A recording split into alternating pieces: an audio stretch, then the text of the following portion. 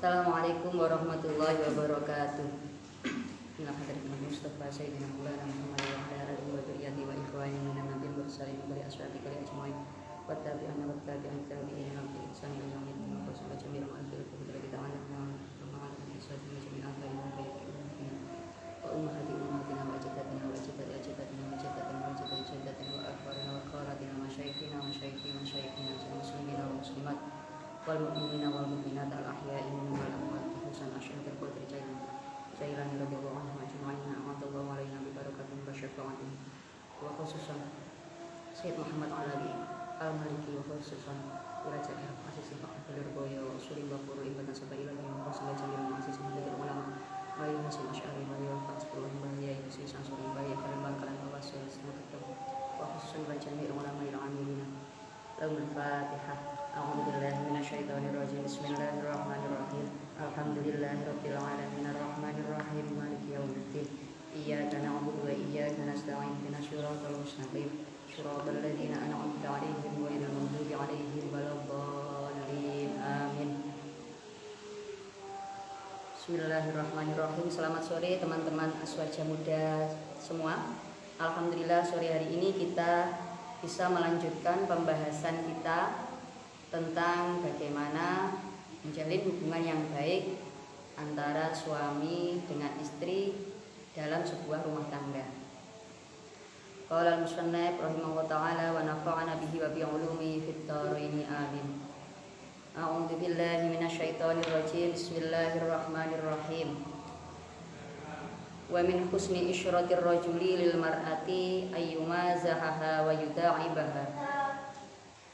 Salah satu dari sikap baik seorang suami terhadap istri adalah mengajak guyon, mengajak bercanda istrinya, mengajak ngobrol yang santai.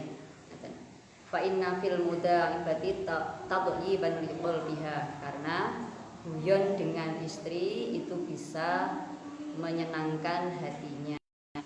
Wa irahatan li nafsiha, lebih rileks, lebih santai.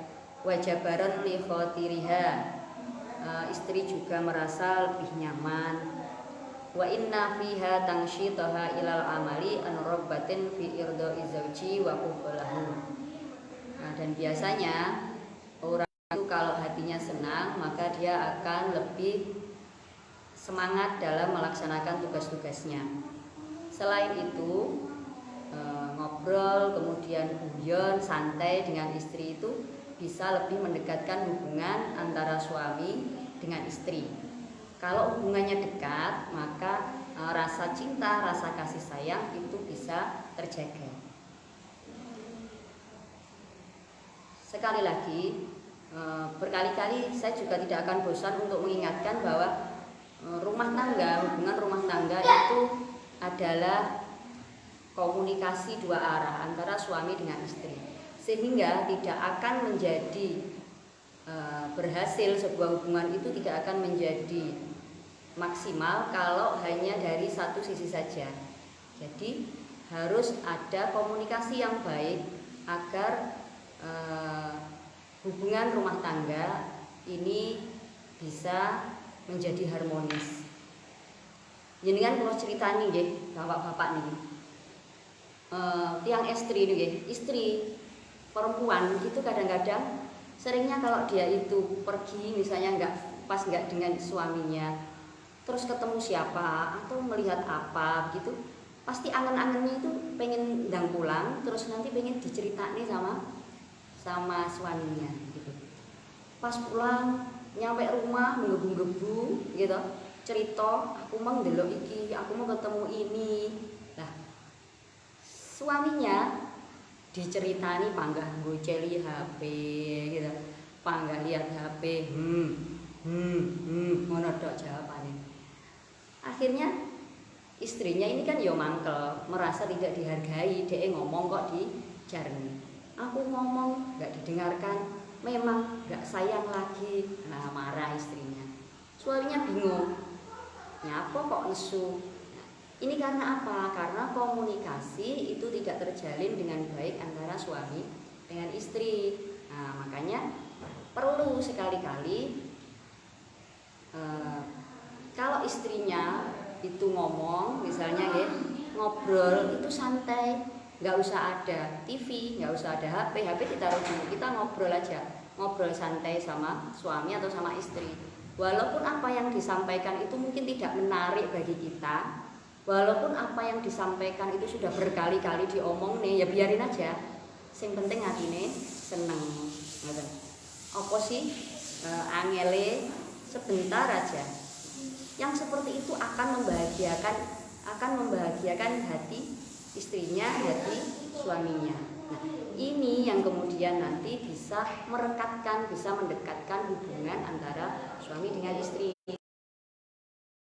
Karena alaihi sholatu wassalam, kadang ngeten iki lho sing dadekne kemudian rumah tangga ini biasanya jadi akar. Masalah-masalah remeh kecil seperti ini biasanya akan jadi akar sebuah problem yang besar di kemudian hari kalau tidak diselesaikan. Jadi selagi masih kecil dikomunikasikan dengan baik. Mbok lek aku ngomong iki dirungokne to, aja nyekeli HP ae. Misalnya ngeten nggih. Jadi selagi masih benih itu segera selesaikan agar benih ini tidak akan tumbuh menjadi sebuah besar dalam sebuah rumah tangga. Karena alaihi sholatu wassalam yang zahu ma'an nisa'i mutanazzilan ila darajati uqulihinna fil amali wal khuluqi. Rasulullah itu kalau pas bareng sama istrinya itu beliau bisa mensejajarkan dirinya sesuai dengan tingkat intelektual seperti itu, bisa mensejajarkan dirinya sesuai dengan istrinya.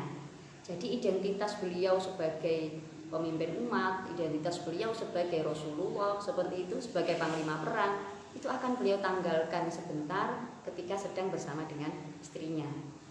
Rawud wan Nasa'i, jadi ora dumeh-dumeh lek awake dhewe kan mungkin wah aku iki Pak Lurah, ya bojoku kudu manut karo aku. Tidak, ya.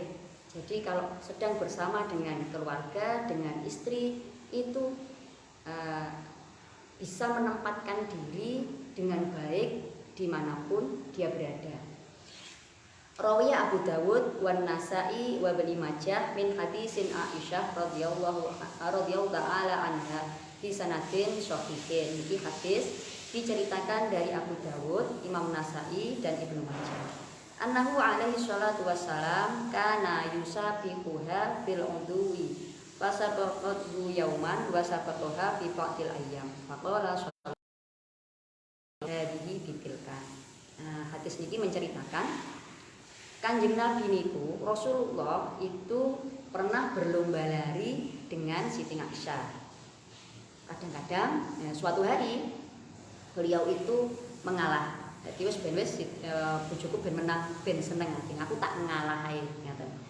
Tapi suatu hari beliau akan larinya kenceng mengalahkan Siti Aisyah. Kemudian beliau dawuh, "Iki ijole mbiyen kae lho. Nah, ini sebagai ganti kekalahanku yang dulu." Ngaten. Ini niatnya guyon, bukan kok dendam gitu mboten, ya.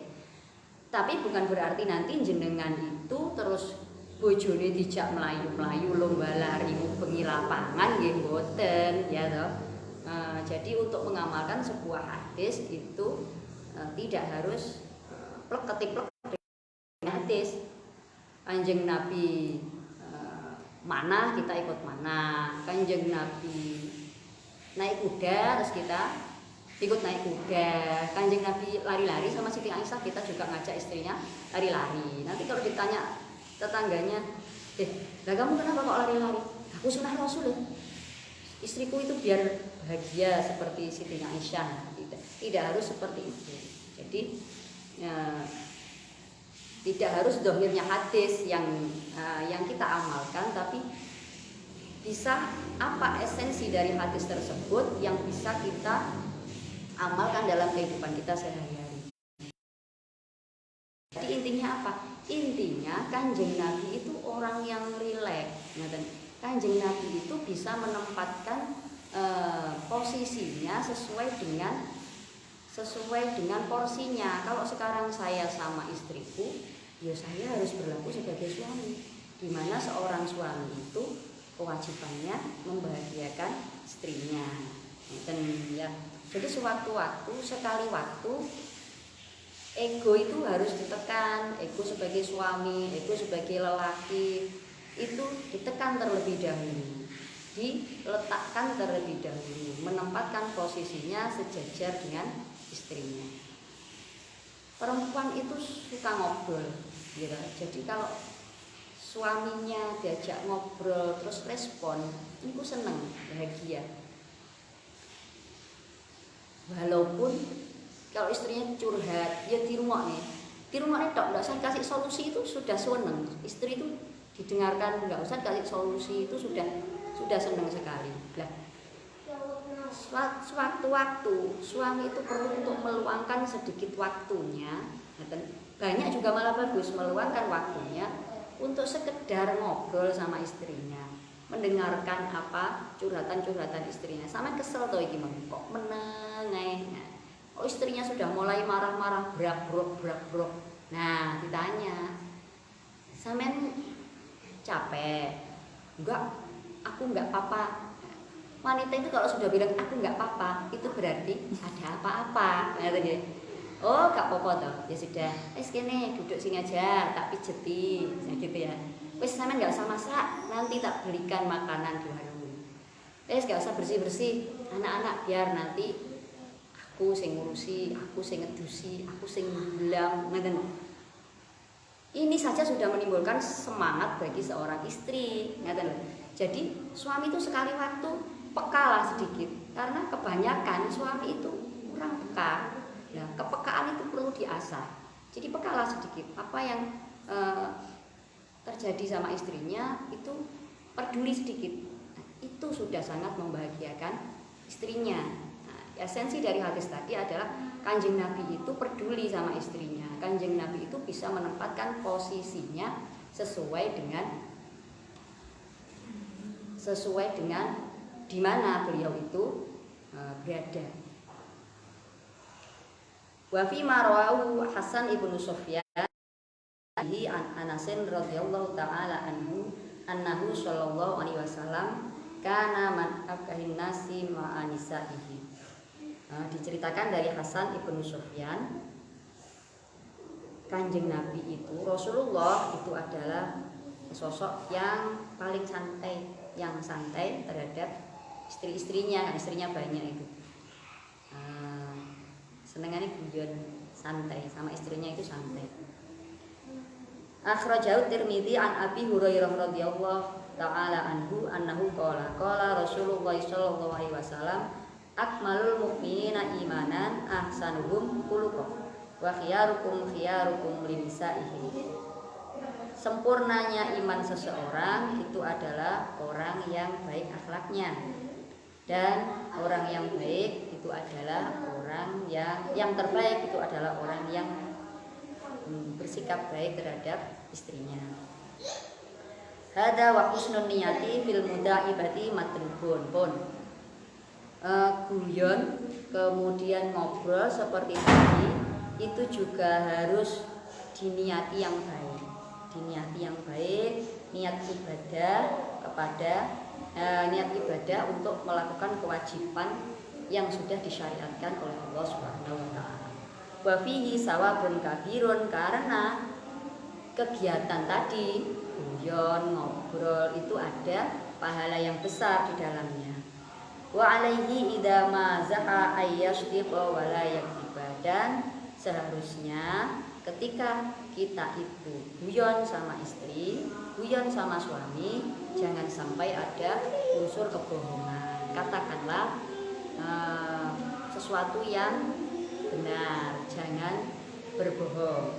Wa ayyakuna mu'tadilan fala yazidu ila ayyat yajtari'a alaihi fa inna dzalika yufsidu khuluquha wa yazidu haibatu min qalbiha. Jangan sampai jadi kalau guyon itu niatnya yang baik. Guyon itu jangan kenemenen, ngeten nggih. Jangan sampai nanti kenemenen lek guyon, akhirnya bojone istrinya gak ngajeni suaminya merendahkan istrinya.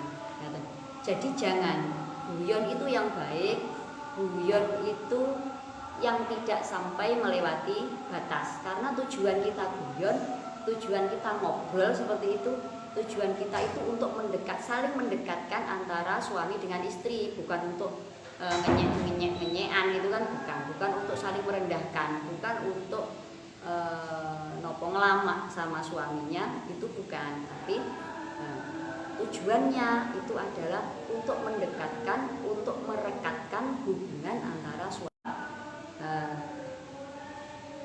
Untuk guyon dengan istri, guyon dengan suami itu diniati yang baik. Teman-teman Aswaja Muda, apa yang saya sampaikan tadi adalah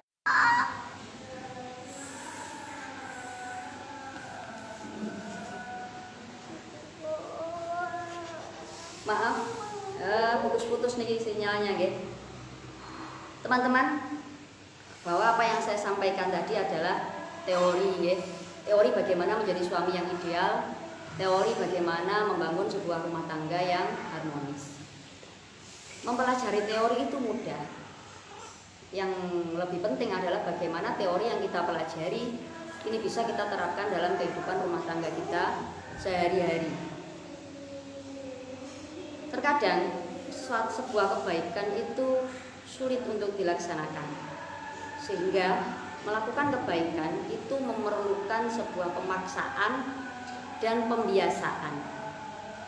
Seperti tadi, karena pada umumnya tapi tidak semua. Pada umumnya orang laki-laki itu egois, egonya tinggi, metingkring minggur, sehingga tidak mau dikalahkan oleh istrinya.